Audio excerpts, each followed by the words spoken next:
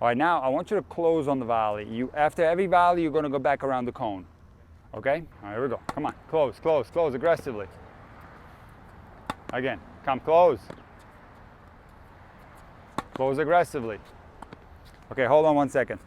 What I want you to do is, when you hit the volley, I want you to continue going for at least 1 step or 2 steps afterwards. So you go hit 1, 2, and then recover. Because when you stop suddenly, often you'll be a little bit too far away from the ball. Also, when you're running very fast, you stop, there's a tendency to lose balance. So by transitioning through a volley like this, a closing volley, off a ball that doesn't have a lot of penetration, you're able to keep your balance and control the hand a lot more. 1 or 2 steps through the ball after contact. You can count in your head. Here we go. Come on. 1, 2. There it is. And again, contact 1, 2. There it is. That's it. Contact 1, 2. Come on. Keep going. Good. Aggressive put away volleys. Come on. Contact 1, 2. That's it. Again. Get in there. Good. Contact 1, 2. Close, close. Yes, sir. 2 more. Come on. Contact 1, 2. That's it. Last one. In there. Excellent work. Nice. Is it okay if I take 3 steps naturally? Yeah, 3 steps is fine. If you ever watch Rafa, the way he closes, he always takes like these super small steps after the volley when he's closing. That's where you have to do it. You have to do that. Whether you're taking 1, 2, or 3 steps, doesn't matter. It doesn't have to be any number of steps, as long as you continue to move after contact. That's going to balance you out a lot more. It's going to give you the ability to control your hand a lot more. When you suddenly stop, you end up going like this. That's one of the most common ways people mess up a volley in transition, okay? So I'm going to give you a high ball. You can hit an overhead or a high volley depending on the ball. Okay. And then the next one you're going to close, just like we did here. So we're moving up in the back. You know how to hit a backhand overhead? You showed me last time. I did, okay, good. All right, close, overhead. Come on, close, get up there, go, go, go. Overhead, pop this one. Come on, get behind the ball. Get behind the ball quickly, behind the ball, behind the ball. You want to put these away. Come on, get in there. Don't allow the ball to drop. Get behind it. Close, fast. Get behind the ball, rip. And volley, get in there quick, go, go. And get behind it. Okay, here's the problem. You're allowing the ball to get behind you. So when the ball is behind you, you got no overhead. So when you allow the ball to get behind you, now you can't hit it hard from back here. So you got to do it like an improvisation, something like this. Or if you're like Rafa manages to go like this, you know, and put it away. But it's very difficult to do. So what you have to do when you get a lob is you have to stay behind the ball. Does that make sense? Yeah. And when you can hit it in front of you, you can absolutely rip it. So the footwork has to be super explosive. You got to move back with lightning speed, okay? All right, close. Stay behind the ball and rip. Better, close. Come on, explosive. Get back there quick. And again, close. Come on, get back there quick. Come on, I want to see you rip the overhead. Come on, rip that thing. Go. Better. Get in there quick. And rip the overhead. 2 more. Come on, get in there. Absolutely demolish this one. Better. All right, now we're going to reverse this. We're going to do a forehand close and a backhand overhead. If you can run around the backhand overhead, do it. It's okay. Okay. You have to decide whether it's okay to run around or not. Some you can't. Others you will be able to. Right. You'll have to see, okay? All right, forehand close. Get in there quick. Backhand overhead. All right, close fast. Get in there. Good. It's not bad. Watch that ball. Get the elbow up on the backhand overhead. Turn completely sideways, like this. Get the elbow up, and now look, you're gonna straighten the arm, and this is one of the only shots in tennis where you can use a little bit of wrist. You're gonna wrist the ball down like that. Why? Because you can't bend the arm backwards, so there's gotta be some kind of power applied to the ball. And the only way to do that is with the wrist. So you get a little bit of power from the extension, but then you have to continue with the wrist a little bit, like this. This way, okay? Come on. Elbow up. Turn completely sideways. Come on. A little bit more wrist. Wrist it, wrist it. Good. Come on, I got 4 more. Wrist that. I love it. Backhand overhead, come. And get in there quick, go. All right, so there was a bad shot selection there. I don't think you could have done a forehand overhead. It was too much, the ball was too far over there. You couldn't get around it. So that was the wrong choice. You would have been better off doing a backhand overhead. Let's do 4 more, okay? Okay, here we go. Close on it, quick. Backhand overhead, come on. Better, close on it, fast.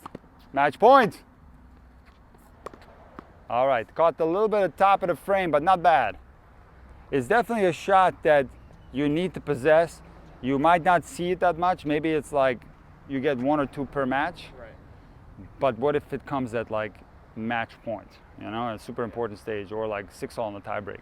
Then you would have wished you had a backhand overhead, you know? So it's always good to have a complete repertoire of shots. That's right. All right, let's pick these up, okay? Feel like, and I told you this, I told him this the first time I saw him, I feel that while he's a pretty good athlete, that a little bit of explosiveness is missing. Yeah, I agree. So I know he told me that some coach told him not to do any too much, not too much cardio. Because he's too skinny.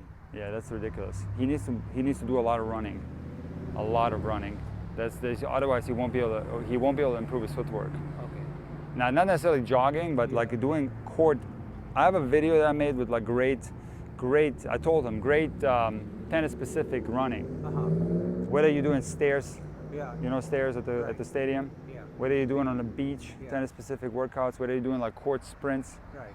He needs to do that like at least 3 to 4 times a week, 3-4 times if not every day right now. I would make that a priority. Priority. So you're saying running on the treadmill is not a No, he doesn't need to jog or run long distance. short sprints up the hill or Explosiveness. stairway. I'm going to send you a link on your text and just copy these drills, Yeah. because he is actually going to bulk up from those drills. He's going to get bigger muscles. Because whoever told you you're going to lose weight from running, it's true, but it's only partially true. If you What he was mentioning is the long distance. yeah, but we don't want you to do that unless you have problems with stamina. Do you? I don't think so. Yeah. So if you have problems with stamina, then you do have to do that as well. Yeah. Because players do that as well. Don't get, like a lot of guys run long distance too in tennis, because that's how you build up long-term endurance. If you really want to improve your explosiveness, it's going to take like a lot of hard work. Everything back to me except when I tell you not to. When I tell you go the other way. All right, here we go.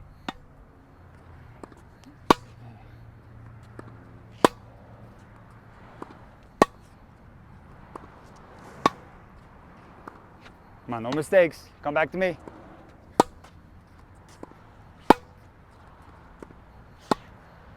Go, go, go, go, go. And a volley, other way. Go the other way. Come on, keep closing. Keep closing. Go the other way. Other way. Cover this one. Okay, number 1 rule, when you're running down a lob, don't let the ball get in front of you, okay? Let the ball stay next to you. That way you can hit a forehand. Because there you can only do like tweener or this. It's not good, either one. So let the ball come next to you. Go, go, go.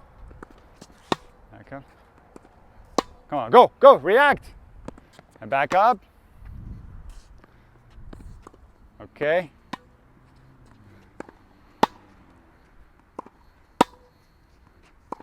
Get in there, go, come on. And a volleys, other way. I'm gonna go the other way, no mistakes. With that ball, other way. Backhand overhead. Lob. Come back to me, control that shot. Come on. More top spin on the backhand, go up. More top spin on the backhand, up. I want you to put a little more spin on the backhand, okay? Higher over the net. Good. Come. Good.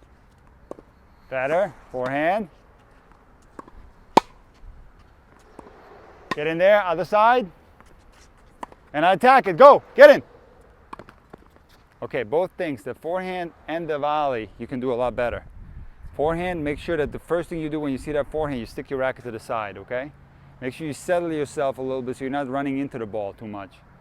You got there with plenty of time, settle yourself a little bit, slow down your body so you're not running through like a train, okay? Then hit the forehand, then continue to the net, and then of course, transition volley, you're gonna do contact, 1, 2, or 3. Like you said today, even 3 steps, okay? Continue moving through. Let's back up. Set up my racket. Does that mean have to be with just this hand, or can it be with both? No, just this, because you're going to be running, right? So you can't run like this. You're going to be running like this. Just the hitting arm. Yeah, you keep the racket here. The ball is in front of you, you go here like this, run, and then once you're at the ball, you're eliminating one whole step of the shot, and you're making the shot more fluid, more continuous. Come on.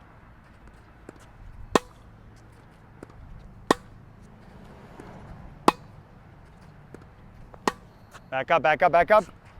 Backhand. Volley.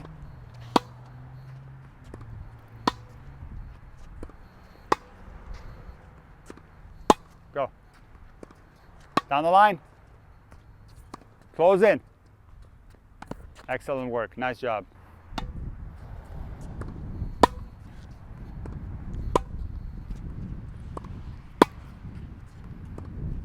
Come on. Come on. Get up, up, up, up.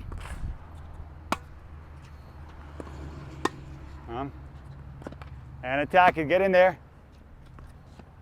And put away. Go. Close. Nice work. Last round. Here we go. Come on.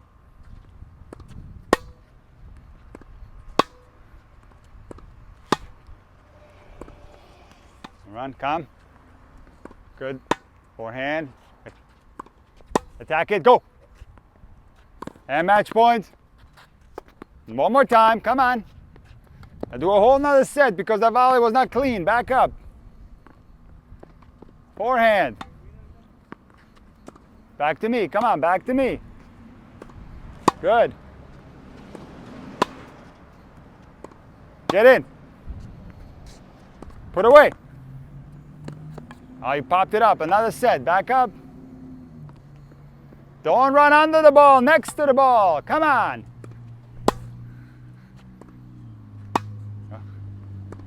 Good. On the run. Come. Backhand. Come on. Get in there. Come. Aggressive. Attack. Another round. You got to make the shot. If you don't make the shot, hey, fight, fight, fight. Come on. No giving up over here. Come. Down. Back to me. Back to me. Come on. Don't worry about that. Backhand. Forehand. Come. Attack it. And put away. Okay, here's the thing that I want you to understand. When you do all the hard work and you're grinding back there, you're doing tons of baseline shots, you're hitting 10, 15, 20 baseline shots to finally get the opportunity to put the ball away, and then you either make a mistake or you pop the ball up and lose the point. There's nothing more frustrating than that. So this is why put away shots have to be practiced, and mentally you have to treat them like the most difficult thing in the world. Don't underestimate it. Most players get nonchalant when they have an easy ball. They lose all their intensity and end up making a mistake, or they get a weak ball to the opponent and they pay the price. So treat it like the most difficult ball in the world, okay? Always. All right, good work. One thing I noticed, shot selection on the run. I feel sometimes there's a couple of different ways you make the mistake. One way is where you're kind of playing a defensive shots, like a little flick topspin shot, or you're doing squash shots. But other times you're taking too big of a cut. You're going a little too flat, too hard. So when you really get pushed on the baseline, you're playing real defense. This is where you got to work with more height over the net. You put the ball, on the back end, you just put it a little bit higher. You still hit it hard, but just go a little bit higher. Because that's going to neutralize the ball. It's going to give you more time to get back to the middle. But most importantly, you will not miss. Because when you go hard from the wrong situation, you may make a lot of mistakes. Yeah. All right? And the other thing that you're doing is just too defensive. The other guy's going to kill you. So if you're just tapping the ball back or sliding and doing squash shots, the other guy's going to kill you. Remember, the squash shots have to come out on their own. Right. Okay?